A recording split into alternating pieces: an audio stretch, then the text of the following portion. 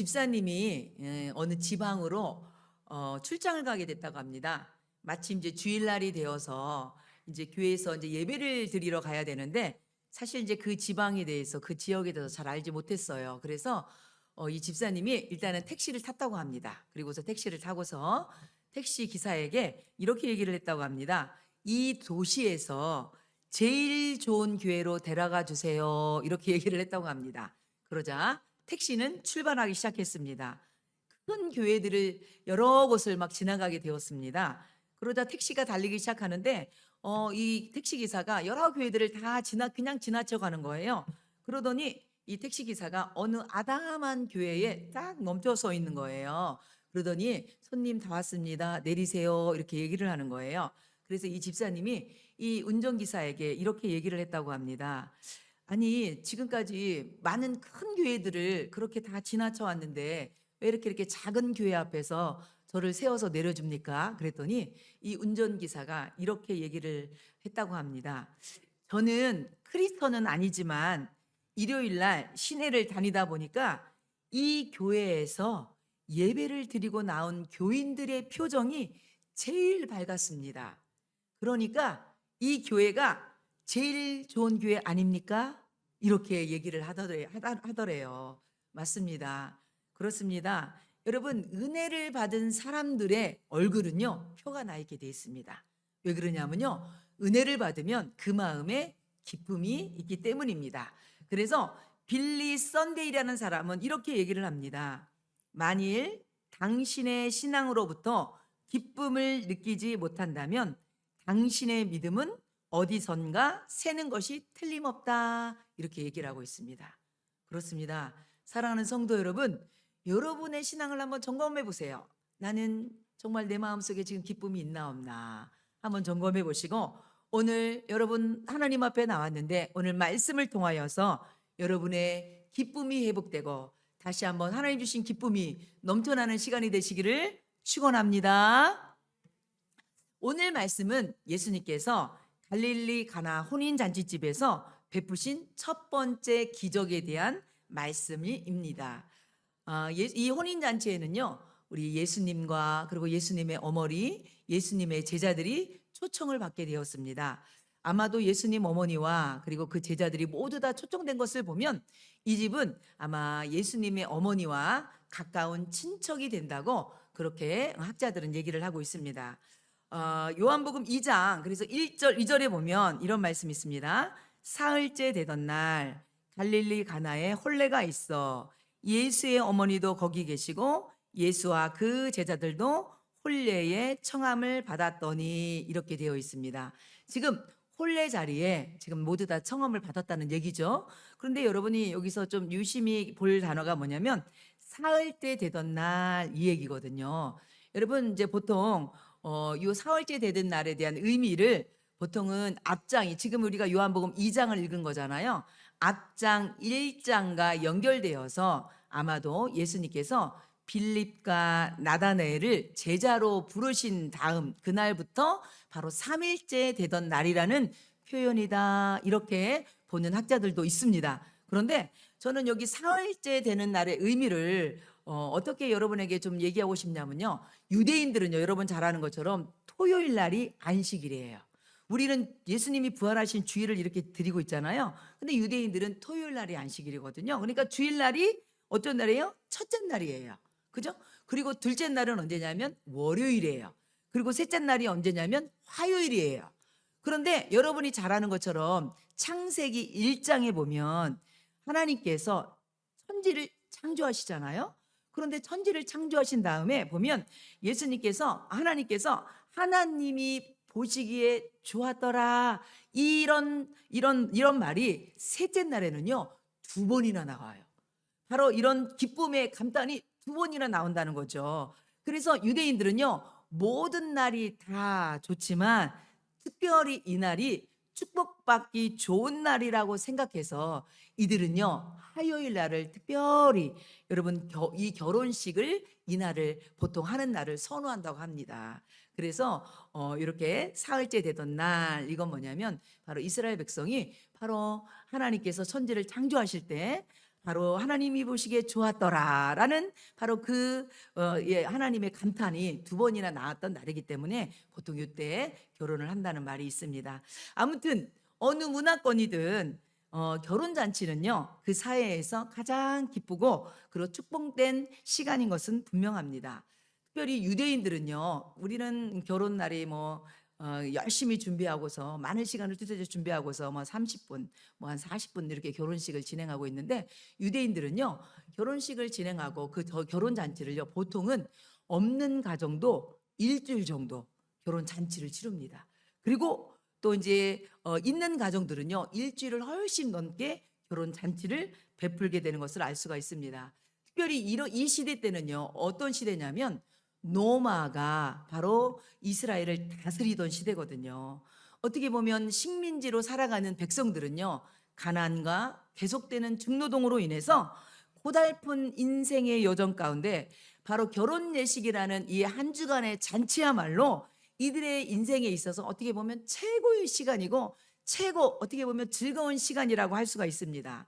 그래서 모든 사람들이 다른 거는 몰라도 이날 한 주간을 위해서 최선을 다해서 그리고 최고로 결혼 예식을 준비하고 정성껏 이 예식을 위해서 준비합니다.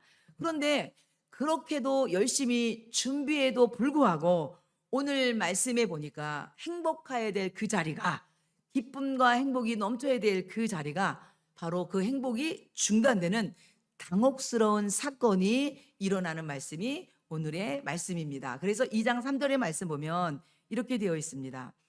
포도주가 떨어진지라 예수의 어머니가 예수에게 이르되 저들에게 포도주가 없다 하니, 이런 말이 있습니다. 여러분, 이 포도주가 떨어졌다는 것은요 굉장히 큰 아주 낭패입니다. 여러분, 팔레스타인 문화 속에서 포도주는요 잔치의 핵심 음식입니다. 특별히 당시의 랍비들, 선생님들도 뭐라고 얘기하냐면 잔치에 포도주가 없으면 기쁨이 없다라고 말할 정도로 포도주는요 잔치에 아주 필수품이었어요. 그런데 지금 여러분 성경에도 보면 포도주는요 그래서 만족, 기쁨, 즐거움의 상징으로 그렇게 쓰여지고 있습니다. 그런데 이런 포도주가 지금 어떻게 됐대요? 떨어졌대요. 바닥이 난 겁니다.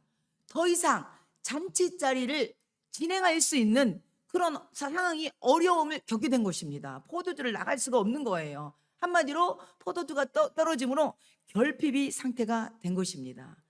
이 여러분 혼주의 입장에서는요 너무나 당혹스럽고 아주 난처한 일이 발생된 일입니다.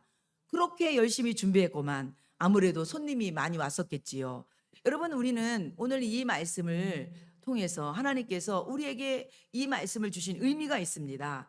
여러분, 이 말씀의 의미는 뭐냐면 우리도 이 땅을 살아감에 있어서 누구나 예기치 못하는 당황스러운 일들이, 예기치 못하는 어려운 일들이 우리에게도 얼마든지 닥칠 수 있음을 말씀하고 있는 것입니다.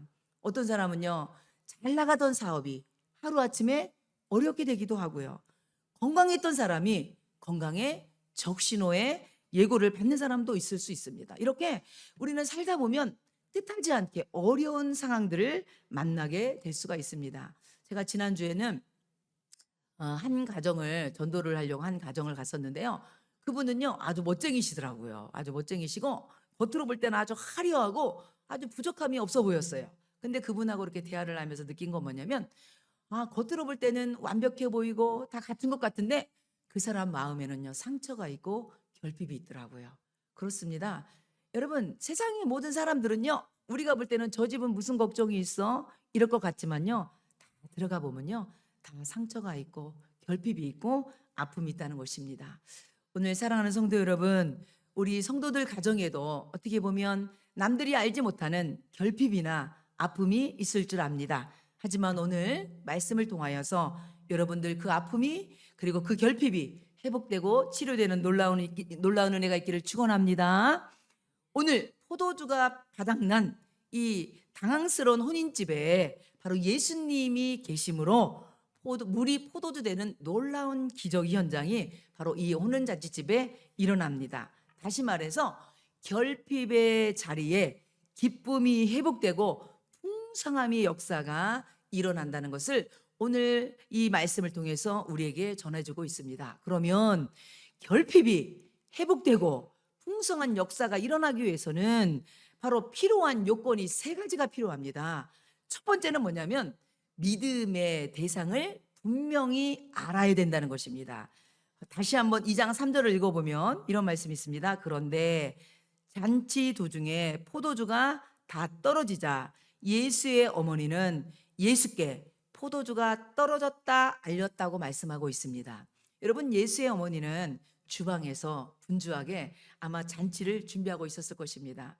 여러분, 오늘도 우리 권사님들, 우리 권사님, 지사님들이 주방에서 열심히 식사를 준비했던 것처럼 그러다 보니까요, 음식이 뭐가 떨어지고 또 뭐가 필요한지 다 알 수 있겠죠. 더구나 주방은요, 또 동네에 여인들이 다 모이는 곳이잖아요. 근데 포도주가 떨어졌기 때문에 급하게 포도주를 구하려고 했겠지만 여러분, 동네 어디에도 포도주를 구할 수 있는 집이 없었던 것입니다. 그래서 이 포도주를 보충하거나 구할 수가 없기 때문에 지금 어머니 마리아는 예수님께 지금 뭐라고 해요? 포도주가 없다고 지금 얘기하고 있는 것입니다.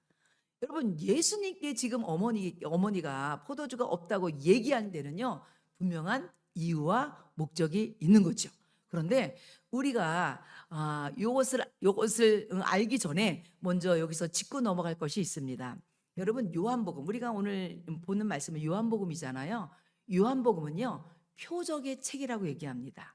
이게 무슨 말이냐면 요한복음은요, 예수님이 행하시는 7가지 기적이 나오거든요. 그런데 그 7가지 기적을 기적이라고 얘기하지 않고 뭐라고 얘기했냐면요, 표적이라고 얘기합니다. 표적. 여러분, 기적과 표적에는요, 차이점이 있습니다. 기적은 뭐냐면요, 바로 사건 자체를 강조하는 거라면 표적은요, 그 사건이 주는 의미를 얘기하는 거예요. 좀 쉽게 얘기하자면 표적은요, 방향을 표시하는 거예요. 우리 하살표 방향 알죠? 방향을 표시하면 그 하살표 방향대로 가면 목적지가 도달하는 것처럼 바로 요한복음은요, 이 기적을 바로 이 표적으로 사용했다는 거예요. 이게 무슨 말이냐면 표적을 통해서 표적을 행하시는 예수님이 어떤 분이신가에 대해서 알려주는 것이 바로 요한복음이라는 것입니다. 그래서 요한복음 2장 11절 말씀 보니까 예수께서 이 기적을 이렇게 얘기하지 않고 이 표적을 갈릴리 가나에서 행하셨다 이렇게 얘기합니다. 여러분, 기적이라는 것은요, 기적을 일으킬 수 있는 분은요, 여러분, 사람이 기적을 일으킬 수 없어요. 기적을 일으킬 수 있는 분은요, 하나님만이 가능하시기 때문에 바로 요한복음은요, 바로 이 기적을 통해 기적을 일으키시는 그 예수님이 바로 하나님이라는 것을 말씀해주고 있는 것입니다. 그런 의미에서 바로 첫 번째 기적의 바로 이 예수님이 어떤 분이라는 것을 분명히 알고 있는 마리아의 요청에 의해서 이루어졌다는 것은 당연한 것입니다. 왜 그러냐면 마리아는요, 예수님의 어머니 마리아는요, 30년 전에 자신을 찾아온 가브리엘 천사를 통해서 자기 태에서 태어날 그분이 누구인지를 분명히 알고 있었기 때문입니다. 여러분, 누가복음 1장 35절에 보면 바로 가브리엘 천사를 통해서 마리아는요, 자기 배에서 잉태할 예수님이 어떤 분인가에 대해서 듣게 됩니다. 뭐라고 하냐면 천사가 대답하여 이르되 성령이 내게 임하시고 지극히 높으신 이의 능력이 너를 덮으시리니 이름으로 나실 바 거룩한 이는 누구래요? 하나님의 아들이라 일컬어지리라. 아멘. 그렇습니다. 마리아는요, 예수님이 바로 하나님의 아들, 하나님이심을 분명히 알았습니다. 믿었습니다. 그렇기 때문에 이 포도주가 떨어진 이 어려운 상황 가운데, 이 당황스러운 상황 가운데서 이 문제를 해결해 주실 분은 오직 예수님이라면 바로 가능하다는 것을 믿는 믿음이 있었다는 것입니다. 그렇습니다. 성도 여러분, 바로 우리가 어떤 것을 요청할 때에 그분이 어떤 분이시라는 그 대상에 대해서 분명한 믿음이 있다면 우리의 요구를 당당히 아뢰는 것처럼 여러분이 오늘 이 시간에 여러분의 문제를 가지고 바로 하나님이신 예수님께 여러분의 문제를 아뢰을 때 바로 예수님께서는 여러분의 문제를 해결해 줄 것을 믿습니다. 그래서 여러분, 우리가 믿음의 대상을 분명히 알아야 돼요.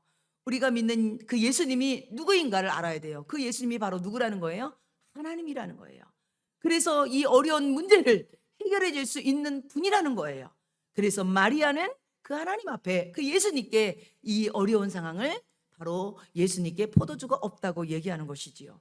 그리고 그러면 두 번째, 이 기적을 체험하기 위해서 필요한 건 뭐냐면 예수님이 말씀하시는 대로 순종해야지만이 이 기적을 볼 수가 있습니다. 2장 5절에 이렇게 되어 있습니다. 그의 어머니가 하인들에게 이르되 너희에게 무슨 말씀을 하시든지 그대로 하라 하니라. 아멘. 이게 무슨 말입니까? 지금 예수님께서는요, 하인들에게 뭐라고 얘기해요? 예수님이 너희들에게 어떤 말씀을 하시든지 그대로 순종하라고 지금 말씀하고 있어요. 왜 그러냐면 마리아는요, 본인이 그것을 경험했기 때문에요. 누가복음 1장 37절 말씀해 보면 천사 가브리엘이 마리아에게 이렇게 얘기합니다. 대저 하나님의 모든 말씀은 능하지 못하심이 없느니라. 여러분, 이게 무슨 말입니까? 마리아는 처녀였습니다. 그런데 처녀인 마리아에게 성령의 능력으로 바로 잉태가 된다는, 여러분, 놀라운 얘기를 듣게 됩니다. 그러면서 가브리엘 천사가 뭐라고 합니까? 대저 하나님의 모든 말씀은 능하지 못함이 없다고 얘기를 합니다. 그때 마리아가 뭐라고 대답한 줄 압니까? 누가복음 1장 38절 말씀 보면 마리아가 이르되 주의 여종이오니 누구 뭐대로요? 말씀대로 내게 이루어지리이다 하매 천사가 떠나 가리라. 아멘. 그렇습니다. 말씀대로 이루어지는 역사를 마리아는 체험했습니다. 바로 그래서 잉태하신 분은 누구예요? 예수 그리스도시잖아요. 사랑하는 성도 여러분, 여기서 보면요, 말씀이라는 것은요, 히브리어로 여러분 다바르인데 이 말씀에는요 두 가지 뜻이 있어요. 첫 번째는요, 그냥 우리가 지금 얘기한 것처럼 말씀이라는 뜻이 있고요. 두 번째는요, 그 뜻이 있는데 사건이란 뜻이 있어요. 다시 말해서 이게 무슨 말이냐면요, 하나님이 말씀하시잖아요. 그러면 그 말씀이 삶의 현장 가운데 사건이 된다는 얘기예요.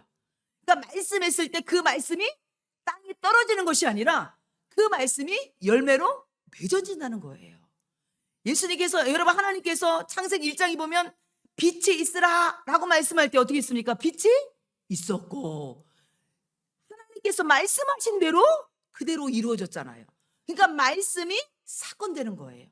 우리 예수님께서도, 예수님이 우리가 하나님인 걸 어떻게 합니까? 예수님께서도 여러분 바다에 폭풍우가 칠 때 예수님께서 뭐라고 말씀하십니까? 바다야 잔잔하라 라고 말씀하시니까 그 말씀대로 바다가 잔잔하는 놀라운 역사가 일어나잖아요. 그러니까 이 말씀이라는 것은요, 말씀이라는 그 자체에 사건이 일어난다는 거예요. 그러니까 예수님이 말씀하시면 그대로 이루어진다는 것입니다. 사랑하는 성도 여러분, 여러분 삶 속에도 하나님의 축복의 말씀이 사건이 되는 놀라운 역사가 있기를 축원합니다. 그래서 고린도후서 1장 20절 말씀에는 뭐라고 써 있냐면 하나님의 약속은 얼마든지 그리스도 안에서 예가 되니 그런즉 그로 말미암아 우리가 뭐하여? 아멘하여 하나님께 영광을 돌리게 되느니라. 아멘. 그렇습니다. 여러분이 하나님의 말씀이 이 강단에서 선포될 때에 여러분이 아멘으로 화답할 때 그 말씀이 여러분의 삶 속에도 열매로 맺어지는 사건이 된다는 거예요. 아멘. 왜 그러냐면 이 말씀은요, 능력이신, 바로 전능하신 하나님의 말씀이기 때문입니다. 그리고 세 번째, 이런 놀라운 기적의 역사가 일어나려면 어떤 거냐면 상식을 뛰어넘는 믿음을 가져야 됩니다. 여러분 2장 7절 8절 말씀 보니까 예수께서 그들에게 이르시되 항아리에 물을 채우라 하신즉 아기까지 채우니 이제는 떠서 연회장에 갖다 주라 하심에 갖다 주었더니. 아멘. 지금 예수님께서 하인들에게 얘기합니다. 여러분 오늘 7절 8절 말씀은요, 무엇이 두드러지냐면 하인들의 순종이 두드러집니다. 여러분, 순종은요 기적을 일으키는 놀라운 역사의 씨앗입니다. 여러분, 순종할 때 하나님의 기적을 맛볼 수가 있습니다. 아멘. 그리고 예수님께서 지금 하인들에게 뭐라고 합니까? 항아리에 물을 채우라 그랬어요. 그런데요, 이 하인들이 얼마나 멋진지 몰라요. 여러분 물을 채우러 가면요 그냥 대충 적당히 항아리가요 100리터 정도 물이 들어가 있는 큰 항아리거든요. 더구나 항아리가 6개나 있어요. 얼마나 힘듭니까? 그러면 대충 적당히 채울 수도 있잖아요. 그런데 오늘 성경에 보니까 뭐라고 그랬어요? 아기까지 채웠다고 그랬어요. 여러분 이 하인들이 참 멋지지 않습니까? 우리도요 하나님 앞에 이런 순종 보여드려야 될 것 같습니다. 우리가 넘치는 순종, 예? 자원하는 순종, 그런 순종이 우리에게도 있었으면 좋겠습니다. 그리고 예수님이 뭐라고 그러냐면요 이것을 연회장에 떠다 주래요. 여러분 지금 물을 갖다 붓거든요. 근데 지금 연회장에는요 뭐가 필요한 거예요? 잔치석상에는 뭐가 필요한 거예요? 포도주가 필요한 거잖아요. 근데 지금 포도주가 필요한 사람들에게 지금 뭐래요 예수님이? 이 물을 떠다 주래요. 근데 지금 연회장에서는 뭐를 달라고 하는데? 포도주를 갖다 달라고 하는데, 그런데 여러분 이 종들이 어떻게 했어요? 믿음으로 했는지 그 물을 떠다가 갖다 줬어요. 어떻게 보면요 합리적으로나 상식적으로는요 도저히 이해되지 않는 일이었지만, 여러분 이 하인들이 순종했을 때 바로 여러분 물이 포도주 되는 놀라운 능력의 역사를 체험하게 됨을 믿으시기 바랍니다. 그래서 여러분 말씀이 사건되는 역사는 순종을 통해서 이루어지게 된 것은 우리가 오늘 말씀을 통해서 알 수가 있습니다. 성도 여러분, 그런데 여러분 우리가 여기에서 한번 생각해 볼 게 있어요. 제가 방금 전에도 얘기했지만 지금 여러분 잔치자리에서는 지금 포도주를 갖다 달라고 하잖아요. 근데 하인들이 이 물을 떠다 주면서 그대로 순종하면서 어떤 사람들은 맞아 저분의 말씀대로 그대로 하라고 했으니까 이 물이 포도주가 되는 걸 믿어 하면서 이렇게 떠다 준 사람도 있겠지만, 어떤 사람은 여러분 반신반의하면서 떠다 준 사람도 있지 않았겠습니까? 여러분 그 속을 어떻게 알겠어요? 근데 중요한 건 뭐냐면요 그것을 온전히 믿었던지 하나님 그것을 의심을 가지고 했든지 한 건 뭐냐면 순종했더니, 순종해서 떠서 갖다 줬더니 이게 뭐예요? 물이 포도주 되는 역사가 나타났다는 거예요. 저는 이 말씀을 통해서 여러분 그렇습니다. 어떤 사람은요 하나님 말씀을 들을 때 확신을 가지고 순종하는 사람이 있는가 반면에 어떤 사람은요 연약한 믿음을 가지고 순종하는 사람도 있다는 거죠. 근데 중요한 건 뭐냐면 확신을 가지고 순종했든지 연약한 믿음을 가지고 순종했든지 그 기적을 베푸시는 분은 바로 누구라는 거예요? 하나님이라는 거예요. 그래서 연약한 믿음을 가지고 순종해도 하나님께서 역사하시면 기적이 일어날 걸 믿습니다. 그러므로 우리가 중요한 건 뭐냐면요 우리가 순종하는 거예요. 하나님 말씀 앞에 순종하는 것입니다. 그럴 때 우리의 삶 가운데도 하나님의 놀라운 기적의 역사가 일어날 걸 믿습니다. 요한복음 2장 9절 10절 말씀 보니까 연회장은 물로 된 포도주를 맛보고도 어디서 났는지 알지 못하되 물떠온 하인들은 알더라. 연회장이 신랑을 불러 말하되 사람마다 먼저 좋은 포도주를 내고 치안 위에 낮은 것을 내거들 그대는 지금까지 좋은 포도주를 두었도다 하니라 그랬습니다. 여기 말씀해 보니까 연회장이 뭐 했대요? 포도주를 맛보면서 그 맛을 보면서 뭐라고 그랬대요? 이 포도주를 보니까 좋은 포도주인 것을 알 수가 있었어요.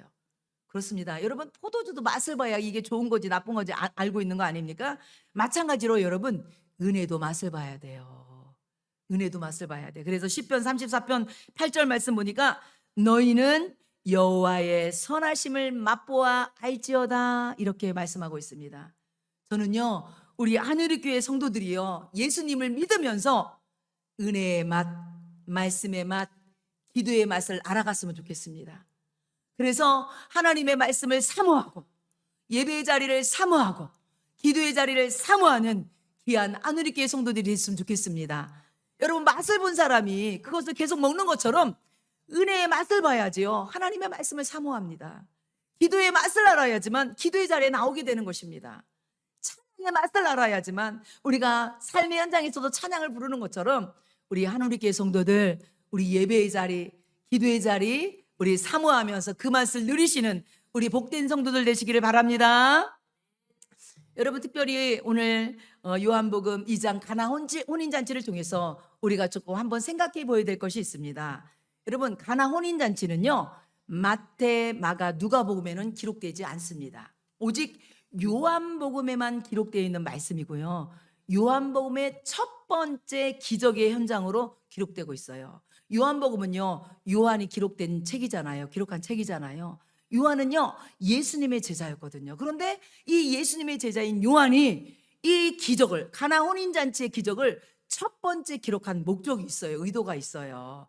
먼저 우리가 2장 6절 7절 말씀 보면서 그 목적과 의도를 한번 살펴보려고 합니다.